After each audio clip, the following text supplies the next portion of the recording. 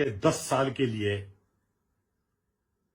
سعودی عرب بھیجا، اس کے ساتھ کیپٹن صفدر اور اس کی بی بی مریم بھی گئی،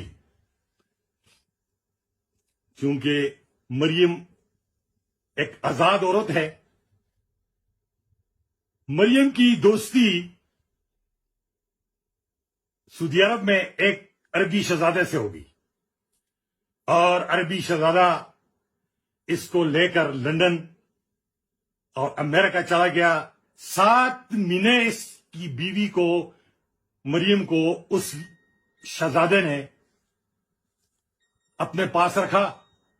بڑی محنت متاجی کے بعد نواز شریف صاحب نے اس شہزادے بادشاہ کو کہہ کر شہزادے سے اس کی 7 مہینے بعد اس کو اس نے واپس کیا۔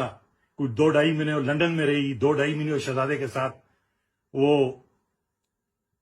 امریکہ میں رہی، اور 1.5-2 مہینے اس کے ساتھ سعودی عرب میں رہی، کیونکہ ان کا تو اپنا ایک زور ہوتا ہے، ان کے آگے تو وہاں پر کوئی بول نہیں سکتا۔ اس کے بعد جب وہ واپس آئی، آج کل اس کی بیوی کا ذرا طریقہ دیکھے اور اس کا دیکھے۔ 7 مہینے اس کے ساتھ زنا بالجبر کرتا رہا، اور اس کے بعد اس کے بچے پیدا ہوئے۔ آئے مجھے یہ بات بتائیں کہ 7 مہینے اس کے ساتھ رہی، اس کے بعد اس کے بچے پیدا ہوئے، وہ حلالی کے حرامی ہے، شریعت ثابت کر دے وہ حرامی ہے، میں کہتا ہوں وہ حرامی پیدا ہوئے۔ پھر آج کل ذرا دیکھ لیں، جب مریم نواز سٹیج پہ جاتی ہے تو ساتھ یہ دلوں کی طرح یہ ہوتا ہے، جس طرح دلے ہوتے ہیں۔ تو جب وہ کسی آدمی کو سے ہاتھ لگ جاتا ہے تو یہ اس کو پیچھے کرتا ہے، تو وہ خوش ہوتی ہے، وہ کہتی ہے تم پیچھے ہو جاؤ، یہ ہاتھ مجھے لگنے دو۔ اب مجھے یہ بات بتائیں